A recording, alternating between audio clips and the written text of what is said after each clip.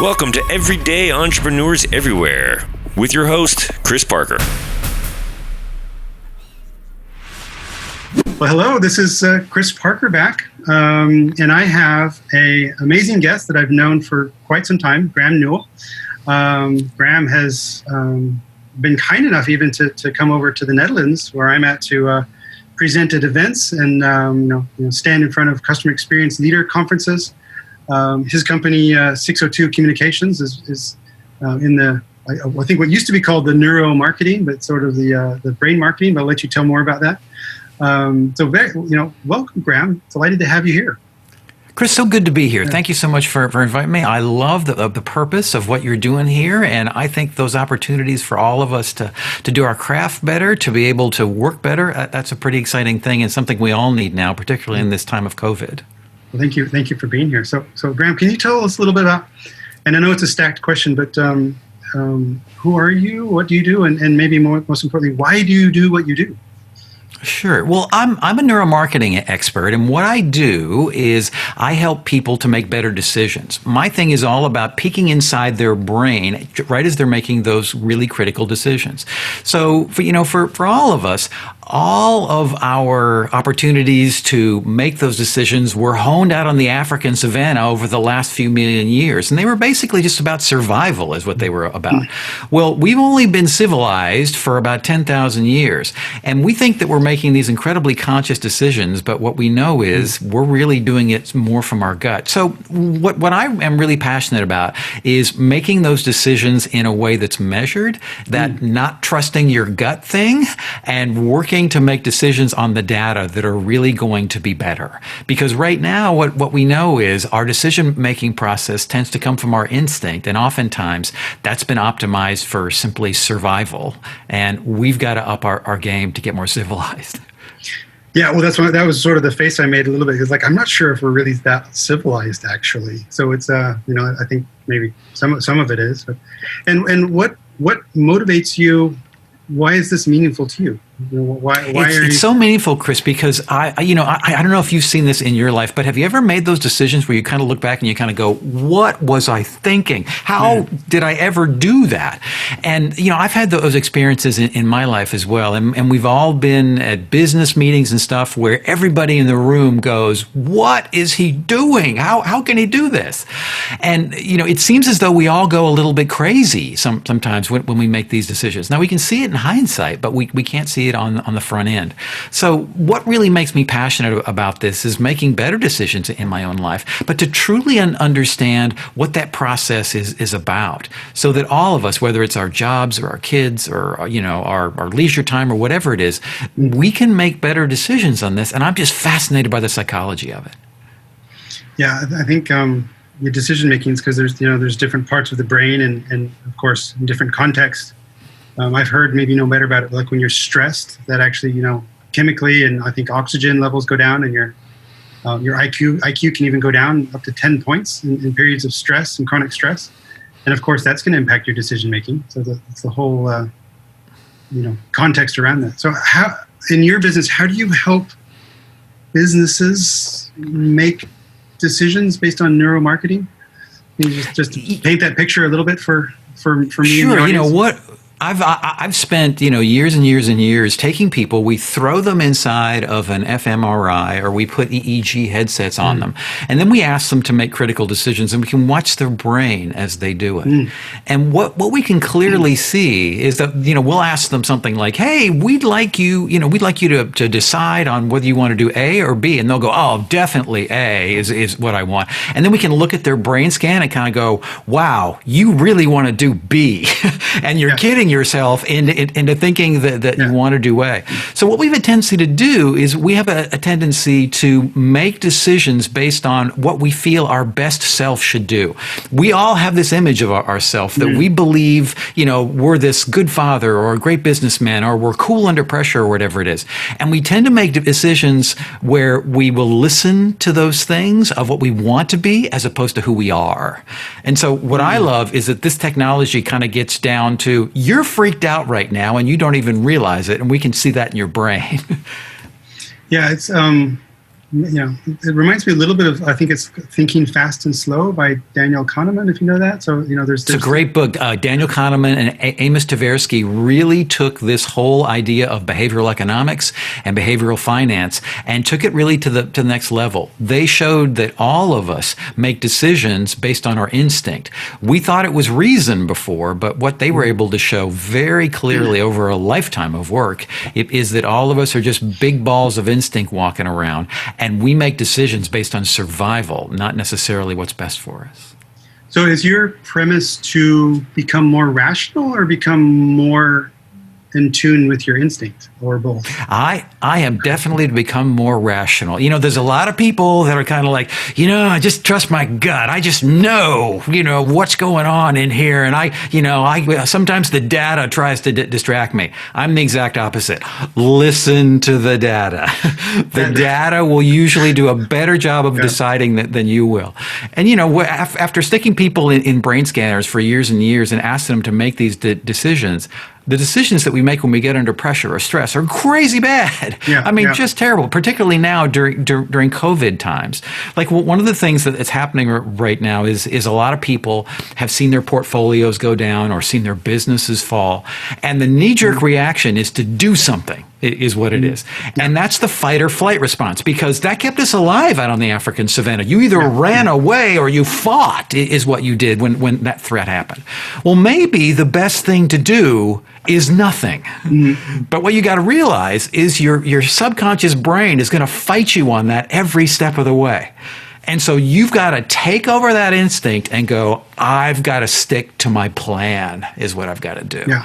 And that's what a lot of people lose when they get frightened.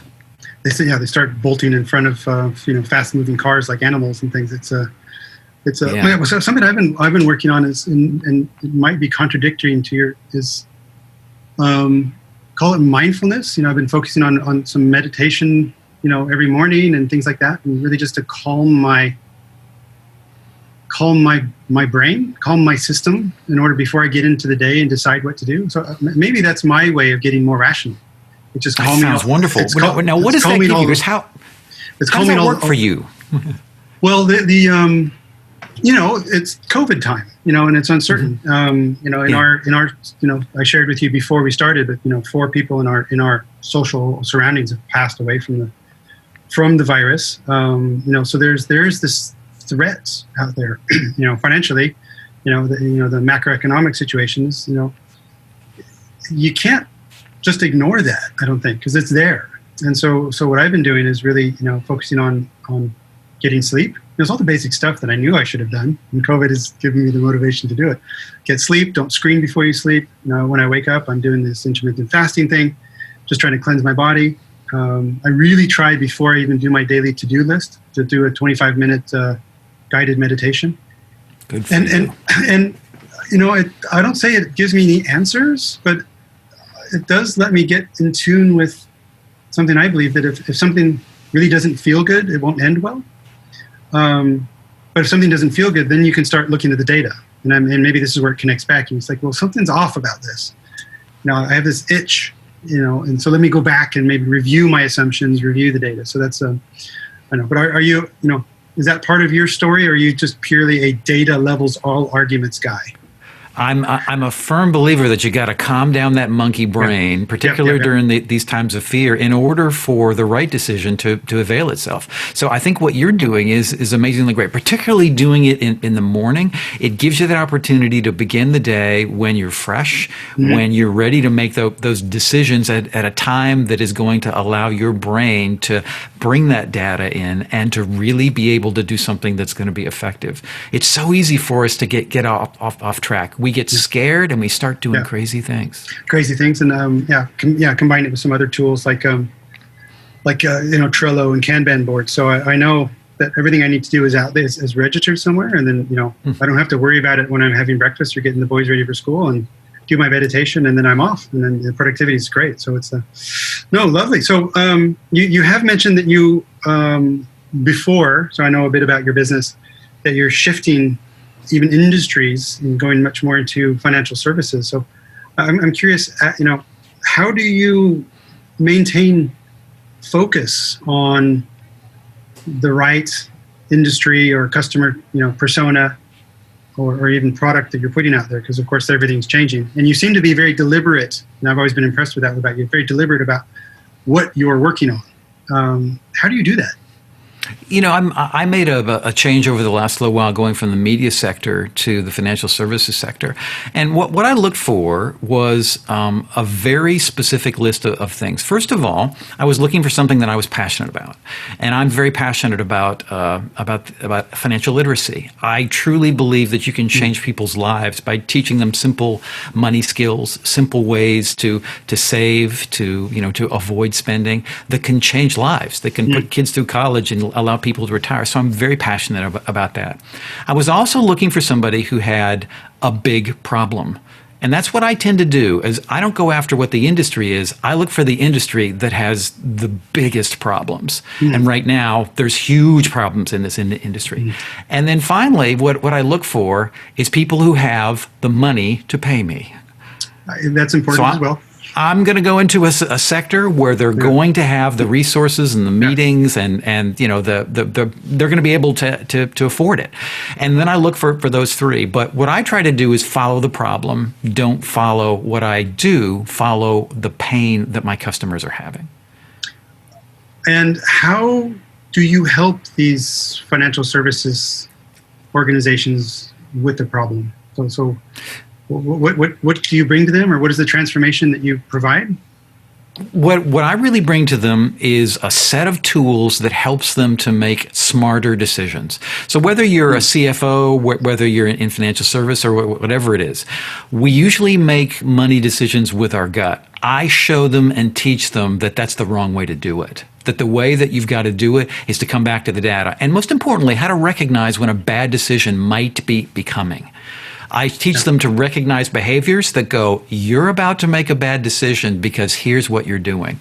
And that helps them to, as you said during your meditation, to recenter and to come back and make decisions that are smarter based on data. Yeah, it's good. And I'm a bit pessimistic, being in financial services for most of my life, that sometimes I find the margins are so good that actually the penalty for bad decisions isn't severe enough sometimes, because they have customers that are stuck. Oftentimes their data is crap. They don't trust it anyways, and so they go, my data's bad, so we have to do something else. So it's I think that's hugely valuable, because particularly now when customers are having more and more options in financial services, Facebook has just announced they're doing payments in Brazil. So Facebook Bank, I'm sure, is coming sometime soon. And the legacy, financial services need to wake up and do something. So.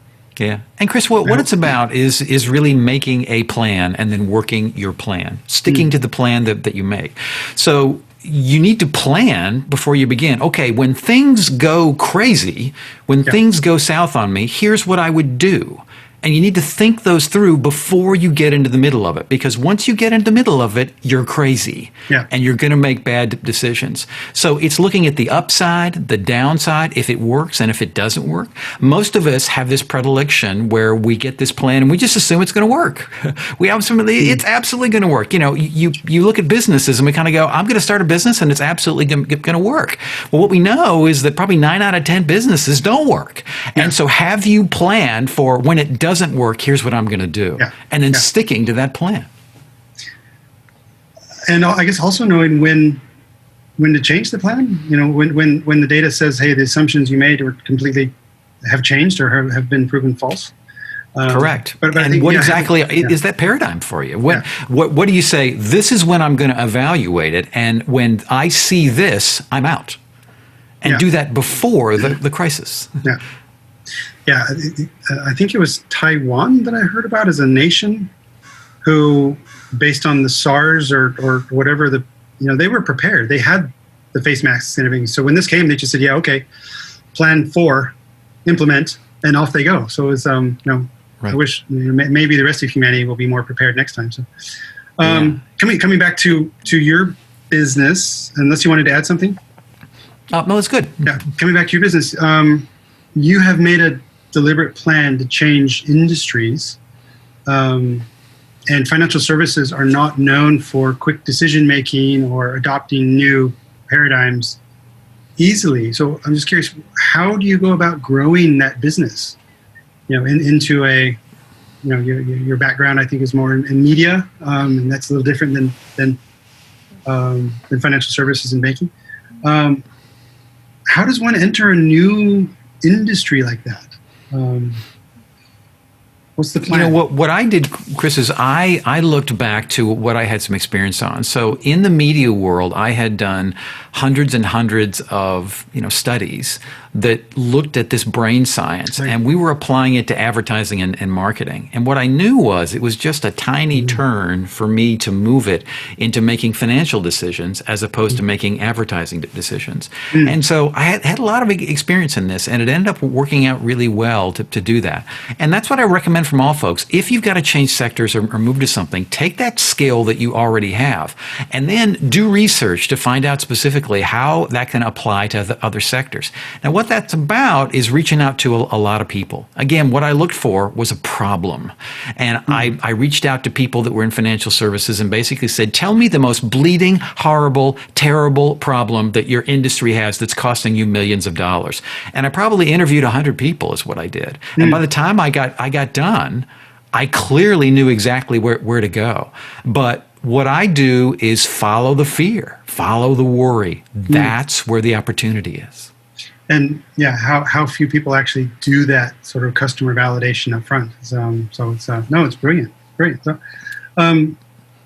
looking at, and I'm hoping you'll be able to share, at least with the video part of the audience of this, and keep in mind that there's an audio only podcast. So I would love it if you show and walk through very quick, because I'm just jealous watching you right now. Your screen is clear. Your face is well lit. Your white background is brilliant. I'm looking pretty damn shabby here right now. So can you in order to deliver your value, your Graeme magic at a distance, what's that infrastructure look like? Well, let me talk a little bit about what I have here. So the good news is that these online training tools that we have, things like Zoom, have really gotten substantially better now. What's neat is now we can create a much more personal training experience than we ever had before. So what I did was I started with the best meeting technology in the business, and it's this Zoom conferencing software here. So this gives us the great meeting planning. We can do things like picture-in-a-picture and get all the traditional security that these platforms can offer. But if you've done a lot of meetings, what you know is most of them tend to look like this. It's just a bunch of yakking heads, and it's just going to be dull as can be. So what I did is I looked to the world of live streaming. These are the systems that power rock concerts on Instagram and Facebook Live. So this allows us to do the full production capacity, and we can make the experience more exciting. So I've got a full streaming studio that I use in order to bring people in. So I've got a Final Cut Pro suite here. I've got PowerPoints that I can do, a teleprompter that I can bring up. So what's neat is that during these times of COVID, I can put together a presentation that's not just somebody yakking. And when you combine the live streaming tech with the webinar tech, what you can create is an online experience that's incredibly personal, yet it really has these engaging production values. So the studio has really enabled me to reach out to people in entirely new ways. And I think this is what's going to be so amazing now. I've been working on this for many years, but the online connection is going to get way good in the next few years. And I think it's an amazing opportunity for people to bring in business from all over the world. I've got conferences today that are going to be in Singapore. I'm talking to you, in Europe. I've got other meetings today all over the place. So this is a great opportunity for all of us to step into something that's going to really get great production values that allow you to connect over video. And I have benefited greatly from some of the stuff you put online, Facebook Live about your video setup and things like that. So I'd love. Is that linkable? Is there a link we can provide people to go back to watch? There is. I'll get you that link of. I did a little studio tour of all the things that I'm doing. It was a lot of fun. Really was. Yeah, absolutely. So super cool. So Graeme, so you have been working on this. Clearly passionately, so we had a quick peek just now at your whole setup for couple of years. I think if I remember right, you moved to Oregon probably 4 or 5 years ago, or something like that. Yeah. And then and you've been building out that ever since then. So, the question I have is what keeps you going? With yourself. How do you keep your mindset in the right place and motivated to keep improving? Because it seems like every time I talk to you, you've upped your game somehow. It's incredible. So, how do you do that? The big thing for me is, as you can imagine, I'm a pretty data-driven guy. I've kind of built my trainings around that. So I really have a terrible memory, and I really am incredibly scattered. And so early in my career, I moved to software to help me to keep my life in order. So I am a huge advocate of customer relationship management databases. Yeah. CRM, things like Salesforce and things like that. They allow me to have this incredible repository of everybody that I know, all the notes, everything is all in there. And it really allows me to sleep at night. So I can put all my notes, all my appointments, all my tasks, everything that I'm going to do in this one place, and then I can go to bed. And I can go to sleep because I know tomorrow that list is going to be there. So a lot of people are using, very simple things on Google or things like that. I upped my game and decided that a full customer relationship management software system was what I really wanted to use. And it's allowed me to communicate with other people, to work virtually, and it's just allowed me the peace of mind to relax. Beautiful. And I know the technology doesn't matter, but I am curious. What do you use? Like, what does your tech stack look like? I use a program called Daylight, Daylite, and it basically is Mac specialized. So it's custom made for people that use Macs. Yeah. Okay. Why did you choose that? I'm curious. What was the... Basically, I'm deep into the Mac infrastructure, and it integrates so well with all the other Macintosh programs. It really does. If you're not a Mac, I really love Daylight, and I think it works great for your Mac. But if you're not, then what I would do is go with Salesforce. The opportunity that you have to integrate with the whole world in Salesforce is pretty incredible. Yeah. No. Cool. And how about your... I'm just curious, picking your brain, because you've solved so many problems ahead of me. Like to-do lists and task lists. Do you do that in Daylight as well? Is it? All of that is in there. Calendar, to-do list, notes. So I've got around 11,000 notes that I have put in there over the course of the last 4 or 5 years. Anytime something comes to my brain, I don't keep it in my head. I put on dictation software. So basically, I can either dictate it into my phone, or I can just grab a headset and kind of go, "Here's my idea," and then I just dictate it, and I talk and talk and talk as fast as I can, and then bam, it goes into Daylight. I give it a tag, and then I can find it. Cool. And if you're someone who hasn't even thought of this before, because I think there's a lot of entrepreneurial people out there who are still doing things on paper pads or whatever. What's the mindset to start with all that? Because you have a sense of discipline that I find very rare. Because a lot of people that I know have these systems implemented, but they just never use them. And then if you don't use it, if you don't have the discipline and the structure, it just won't add the value. So do you have any, where do you start in actually creating value with it? The number one thing that I would recommend is that you get into dictation software. Okay. One of the things that I think is really key, and whether you're sending yourself an email or whatever it is, the very fact that you say it makes you process it, as opposed to just thinking it. When I have to say it, it actually becomes real. I tend to develop it more. But basically, even your Android phone or your iPhone, it's got a dictation feature. Just pull up an email, press the button, and just go, "Here's what I'm thinking." Yeah. And by doing that, it's going to help you to crystallize your own ideas. It's a great first step. It's easy to do. And the big thing is, all those great ideas, you won't lose them. You'll have them. You can go, "I remember 6 months ago," and you can just kind of check your email and kind of go, "I remember 6 months ago I was talking about wombats. What was that?" And then I can just bring it back up by searching the word wombat. And there you go. A slightly different use of that from a writing coach told me before a product is final, read it out loud, 2 or 3 times, because it's the act of reading it out loud is a completely different experience than just thinking of it and looking on the paper. So I guess it works. I guess it works works both ways. So, Yeah. because you're very much a video guy, is that your sort of your channel of choice? Are you writing a lot, or are you? Because I don't think I'm a big video blogger, so I do, using this this production setup that I have here. I've got cameras and stuff that I can use basically, and so I can write something. What I do is I write something in PowerPoint is what I do. Then I play the PowerPoint here, and then I just put the notes right in the teleprompter. Yeah. And so I do a tremendous amount of video blogging is what I do. Yeah. And what's neat is in that Twitter feed or whatever, it's not just a picture, it's me coming up live, rolling, and that's what's neat. And well, you have written in the past, because I have this book here called The Red Goldfish, which I think is brilliant. One of the points that for the people that, this is Red Goldfish, motivating sales and loyalty through the shared passion and purpose. And I think purpose-driven strategy, purpose-driven organizations it's so relevant now, different during the COVID time, and why do these companies exist?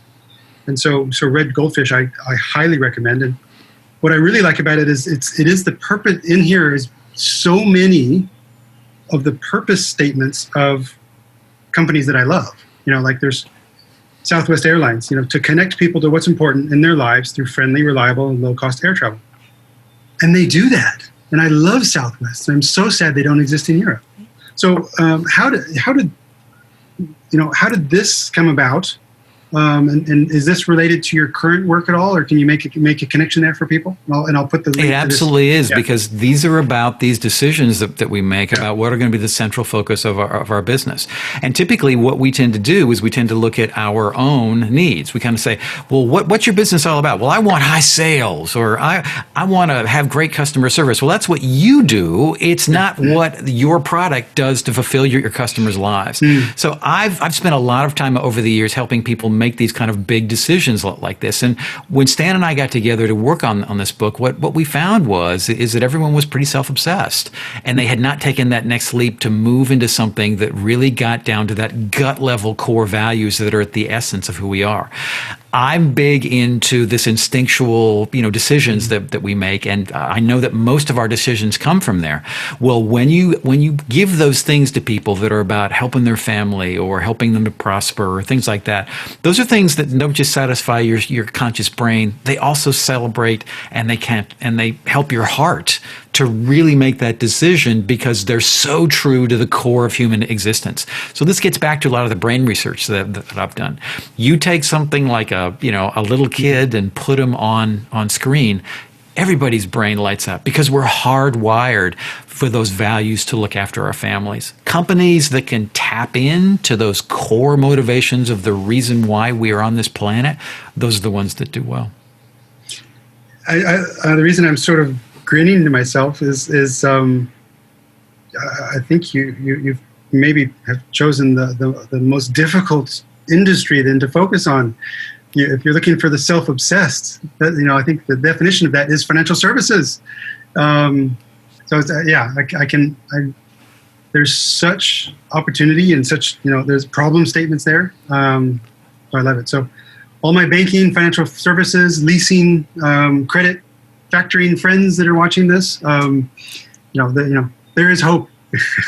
Well, Graeme, read the book. All of us, no matter what industry we're in, have powerfully driven core emotional drivers of love of family, of wanting to be safe. Those are things that drive all of us, regardless of the sector that you're in. And a lot of times we think in financial services that people are these cold reasoning machines. They're not. And that's where they tend to get off track, is assuming that they are. Yeah, no, absolutely. Amen. So it's don't assume that they are cold reasoning machines. These are real humans with real emotions, real memories, and interact with them, treat them accordingly. So, amen. So is there anything else or any other way people can get in touch with you?